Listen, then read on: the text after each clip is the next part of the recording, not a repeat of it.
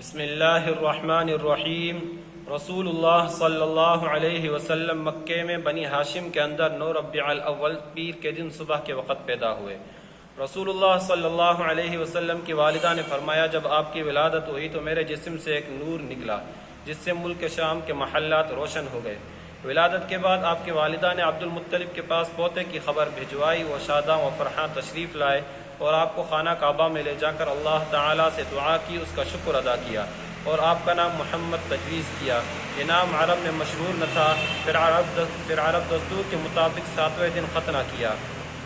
عرب کے شہری باشندوں کا دستور تھا کہ وہ اپنے بچوں کو شہری امراض سے دور رکھنے کے لیے دودھ پلانے والی بدو عورتوں کے حوالے کر دیا کرتے تھے تاکہ ان کے جسم طاقتور اور اعصاب مضبوط ہوں اور اپنے گہوارہی سے خالص اور ٹھوس عربی زبان سیکھ لیں۔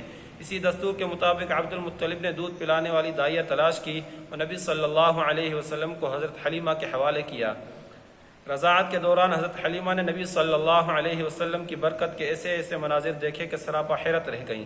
حضرت حلیمہ بیان کرتی تھی کہ وہ اپنے شوہر کے ساتھ اپنا ایک چھوٹا سا دودھ پیتا بچہ لے کر بنی سعد کی کچھ عورتوں کے قافلے میں اپنے شہر سے باہر دودھ پینے والے بچوں کی تلاش میں نکلی۔ یہ قحط سالی کے دن تھے اور قحط نے کچھ باقی نہ چھوڑا تھا۔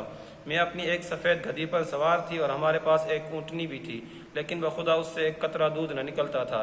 ادھر بھوک سے بچہ اس قدر بلکتا تھا کہ ہم رات بھر سو نہیں سکتے تھے۔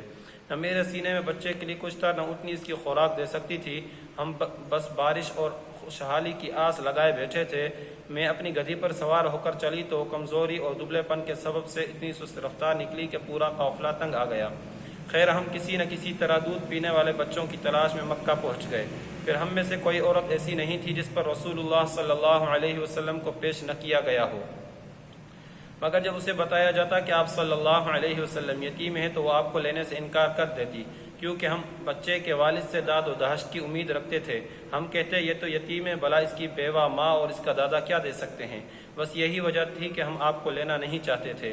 ادھر جتنی عورتیں میرے ہمراہ آئی تھی سب کو کوئی نہ کوئی بچہ مل گیا، صرف مجھ ہی کو نہ مل سکا۔ جب واپسی کی باری آئی تو میں نے اپنے شوہر سے کہا، خدا کی قسم مجھے اچھا نہیں لگتا کہ میری ساری سہیلیاں بچے لے کر جائیں اور میں تنہا کوئی بچہ لیے بغیر واپس جاؤں۔ میں جا کر اسی یتیم بچے کو لے لیتی ہوں۔ شوہر نے کہا، کوئی حرج نہیں، ممکن ہے اللہ اسی میں ہمارے لیے برکت دے۔ اس کے بعد میں نے جا کر بچہ لے لیا اور محض اس بنا پر لیا کہ کوئی اور بچہ نہ مل سکا۔ حضرت حلیمہ کہتی ہے کہ جب میں بچے کو لے کر اپنے ڈیرے پر واپس آئی اور اسے اپنی آغوش میں رکھا تو اس نے جس قدر چاہا دونوں سینے دودھ کے ساتھ اس پر امنڈ پڑے اور اس نے پیٹ بھر کر پیا، اس کے ساتھ اس کے بھائی نے بھی پیٹ بھر کر پیا۔ پھر دونوں سو گئے، حالانکہ اس سے پہلے ہم اپنے بچے کے ساتھ سو نہیں سکتے تھے۔ ادھر میرے شوہر اونٹنی دونے گئے تو دیکھا کہ اس کا تھن دودھ سے لبریز ہے۔ انہوں نے اتنا دودھ دوہا کہ ہم دونوں نے نہایت آسودہ ہو کر پیا اور بڑے آرام سے رات گزاری۔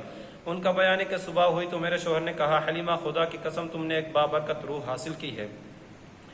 حلیمہ کہتی ہیں کہ اس کے بعد ہمارا قافلہ روانہ ہوا۔ میں اپنی اسی خستحال گدھی پر سوار ہوئی اور اس بچے کو بھی اپنے ساتھ لیا، لیکن اب وہی گدھی خدا کی قسم پورے قافلے کو کاٹ کر اس طرح آگے نکل گئی کہ کوئی گدھا اس کا ساتھ نہ پکڑ سکا۔ یہاں تک کہ میری سہیلیاں مجھ سے کہنے لگی، اے حلیمہ، ارے یہ کیا ہے، ذرا ہم پر مہربانی کر، آخر یہ تیری وہی گدھی تو ہے جس پر تو سوار ہو کر آئی تھی۔ میں کہتی، بخدا وہی گدھی ہے۔ پھر ہم بنو سعد میں اپنے گھروں کو آ گئے۔ مجھے معلوم نہیں کہ اللہ کی روئی زمین کا کوئی خطہ ہمارے علاقے سے زیادہ قحط زدہ تھا، لیکن ہماری واپسی کے بعد میری بکریاں چرنے جاتی تو آسودہ حال اور دودھ سے بھرپور واپس آتی۔ ہم دہتے اور پیتے، جبکہ کسی اور انسان کو دودھ کا ایک قطرہ بھی نصیب نہ ہوتا۔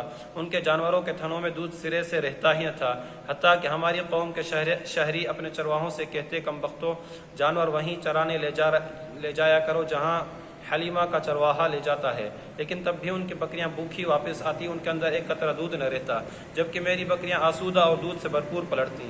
اس طرح ہم اللہ کی طرف سے مسلسل اضافے اور خیر کا مشاہدہ کرتے رہے، یہاں تک کہ اس بچے کے پورے 2 سال ہو گئے اور میں نے دودھ چھڑا دیا۔ اس کے بعد ہم اس بچے کو اس کی والدہ کے پاس لے گئے، لیکن ہم اس کی جو برکت دیکھتے آئے تھے اس کی وجہ سے ہماری انتہائی خواہش یہی تھی کہ وہ ہمارے پاس رہے۔ چنانچہ ہم نے اس کی ماں سے گفتگو کی۔ میں نے کہا، کیوں نہ آپ اپنے بچے کو میرے پاس ہی رہنے دیں، ذرا مضبوط ہو جائے، کیونکہ مجھے اس کے متعلق مکے کی وبا کا خطرہ ہے۔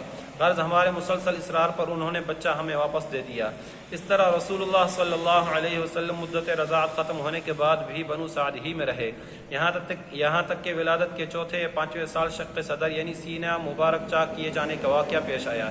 اس کی تفصیل اس طرح ہے کہ حضرت انس رضی اللہ تعالیٰ عنہ سے روایت ہے کہ رسول اللہ صلی اللہ علیہ وسلم کے پاس حضرت جبریل علیہ السلام تشریف لائے. آپ بچوں کے ساتھ کھیل رہے تھے. حضرت جبریل نے آپ کو پکڑ کر لٹایا اور سینہ چاک کر کے دل نکالا. پھر دل سے ایک لوتھڑا نکال کر فرمایا یہ تم سے شیطان کا حصہ ہے. پھر دل کو ایک تشت میں زمزم کے پانی سے دھویا اور پھر اسے جوڑ کر اس کی جگہ لوٹا دیا. ادھر بچے دوڑ کر آپ کی ماں یعنی دائیا کے پاس پہنچے اور کہنے لگے محمد قتل کر دیا گیا. ان کے گھر کے لوگ جھٹ پٹ پہنچے. دیکھا تو آپ کا رنگ اترا ہوا تھا.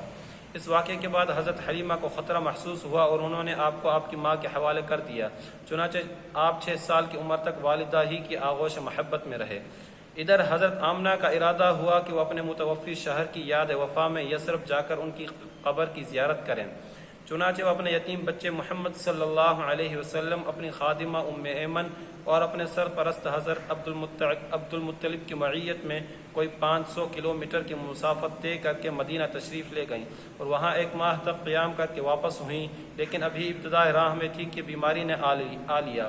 پھر یہ بیماری شدت اختیار کرتی گئی یہاں تک کہ مکہ اور مدینہ کے درمیان مقام ابوا میں پہنچ کر رحلت کر گئیں.